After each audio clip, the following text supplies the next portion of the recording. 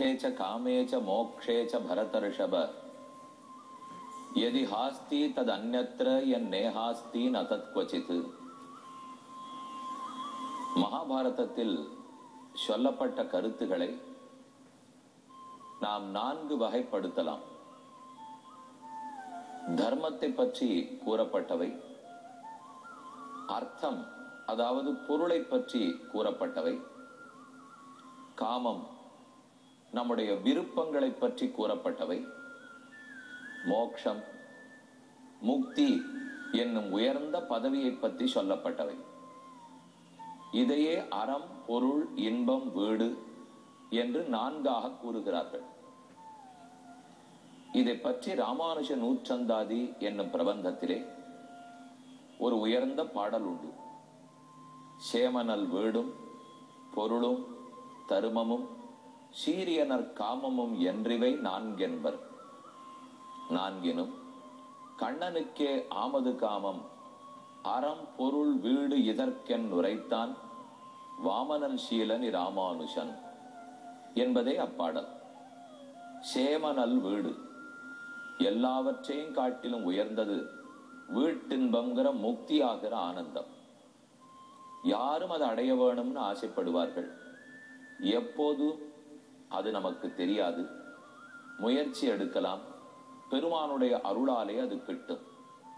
இந்த பிறவியின் இறுதியில் முக்தி பெற வேண்டும் என்னுதான் ரிஷிகள் எல்லாரும், ஆழ்வார்கள், ஆச்சாரியர்கள் விருப்பப்பட்டார்கள். அதுவே சேம நல் வீடு. பொருளும் வீடு என்றோ கிடைக்க போகிறது. நாம் இன்று பொருளீட்ட வேண்டும்னு ஆசைப்படுகிறோம்.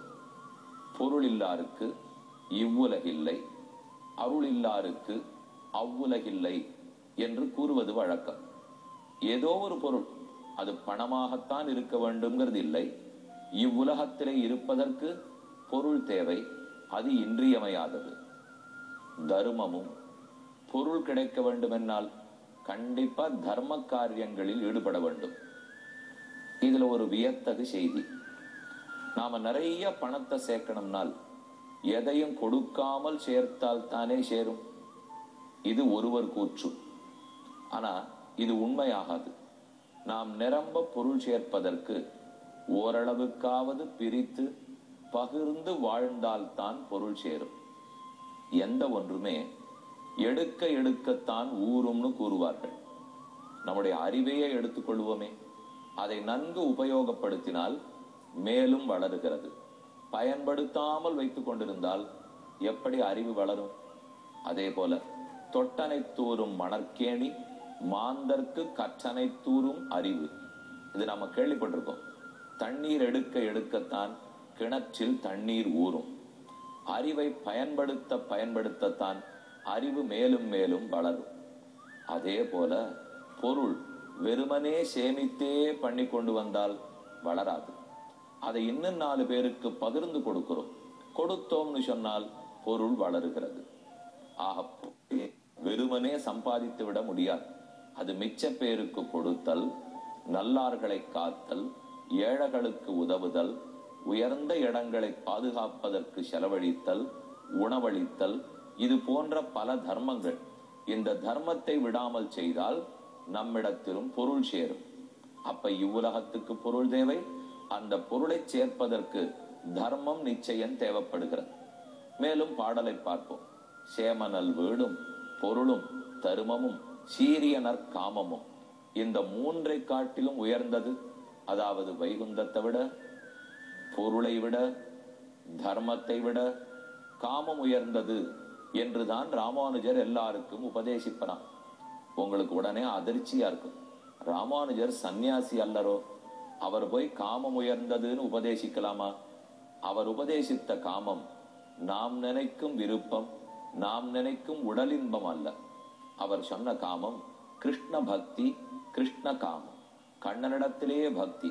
கண்ணனுக்கே ஆமது காமம் அறம் பொருள் வீடு இதற்கென்னுரைத்தான் வாமனன் சீலன் ராமானுஷன்.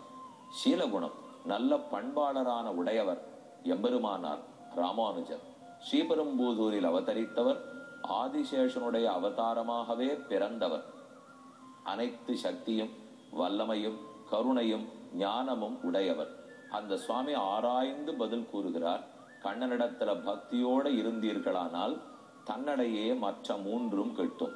கிருஷ்ண பக்தியால் தான் முக்தி கிட்டும். கண்ணன் அனுகிரகித்தான், சுதாமாவுக்கு பொருள் கிட்டிச்சு. கண்ணனே தர்மம். இப்போ நம்ம ஒரு சார்ட் போடுற மாதிரி பார்த்துப்போமா? அறம், பொருள், இன்பம், வீடு என்று 4 உள்ளன. இதிலே இன்பம்னு சொல்லப்படுவது கண்ணனோட கூடி இன்பப்படுதல். அதுதான் கிருஷ்ண காமம், கிருஷ்ண பக்தி. கிருஷ்ண பக்தி ஏற்பட்டு விடுமானால் தர்மம் நிலைக்குமோ? பொருள் கிட்டுமா? முக்தி கிட்டுமா? இப்ப இந்த 4ல ஏதான ஒன்றை பிடிச்சுக்கணும். அந்த ஒன்றை பற்றி கொண்டு மத்த 3ஐயும் அடைந்து விட வேண்டும். அதுக்கு தான் ராமானுஜர் வழி கூறுகிறார். காமம்ங்கிறது கிருஷ்ண பக்தி. கிருஷ்ண பக்தியை கெட்டியாக பிடித்துக்கொள்.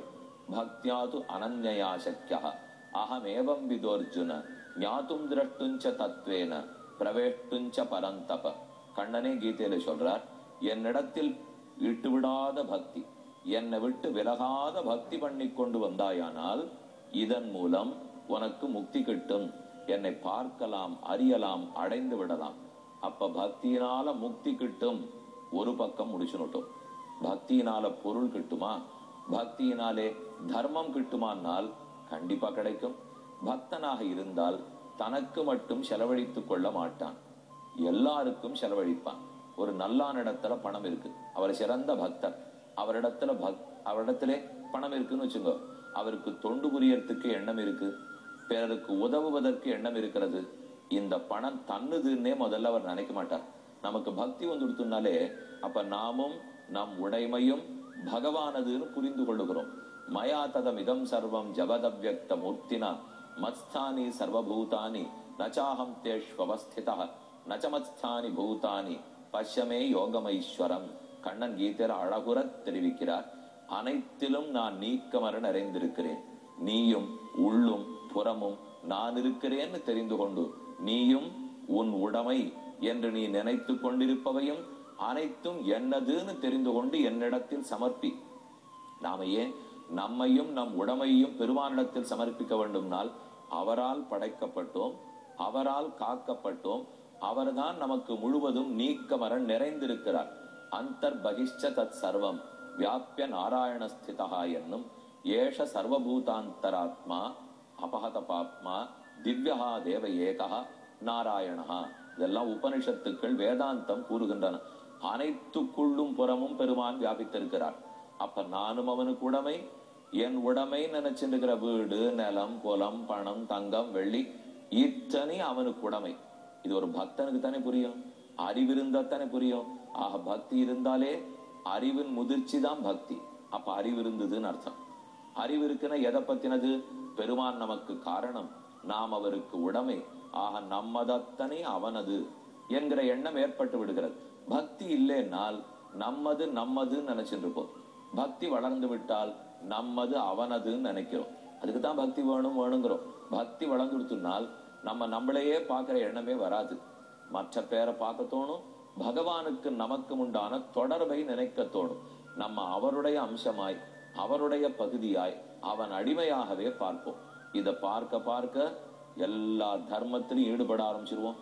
அப்ப கிருஷ்ண பக்தி வந்துடுத்துனாலே நாம ரொம்ப தார்மிகனா இருக்கணும், தர்ம வழியில நடக்கணும் என்கிற நினைவோடே பிரத்தியாருக்கு பணம் கொடுப்போம், அநாதா இல்லங்களுக்கு பணம் கொடுப்போம், சாப்பாடு இல்லாதவாளுக்கு சாப்பாடு போடுவோம், கோவில்களுக்கு உதவி பண்ணுவோம், புத்தகங்கள்லாம் நிறைய அச்சு போட்டு எல்லாருக்கும் கொடுப்போம்.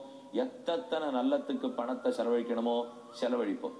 அப்படி செலவழிக்க ஆரம்பித்தால் மேலே மேலே வளரும், புகழும் வளரும், பணமும் வளரும். புகழ் வளர மேலும் பணம் வளரும். ஆனா அந்த புகழ் சரியான ஆள்கிட்ட இருக்கிறதுனாலே தப்பு வழிக்கு பணம் போகாது. தவறானவர்கிட்ட பணம் வளர்ந்துடுத்துனால் தவறானவைகளுக்கு பயன்படுத்தப்படும். நல்லவரிடத்துல பணம் இருந்ததுனால் நல்லதுக்கு பயன்படுத்தப்படும். அப்ப நல்லதுக்கு அவர் பயன்படுத்த இன்னும் சேர்க்க போறார். அப்ப பொருளும் நிறைய சேர்ந்துடும். பக்தி இருக்குமானால் பொருளும் கிட்டி விடுகிறது. அடுத்து தர்மம் கிடைக்குமானால் இந்த பொருளை ஈற்றத்துக்கே அவர் தர்ம வழியில தானே போக போறார். இத்தனை நேரம் நம்ம பார்த்ததே பக்தி இருக்கிறவனுக்கு தர்மம் இருந்தால் தானே. ஏனெனில் கண்ணனே தான் தர்மம், சாட்சாத்து தர்மம்னு சொல்லுவார்கள். ஏச்ச வேதவிதோ விப்ராக ஏச்ச அத்தியாத்ம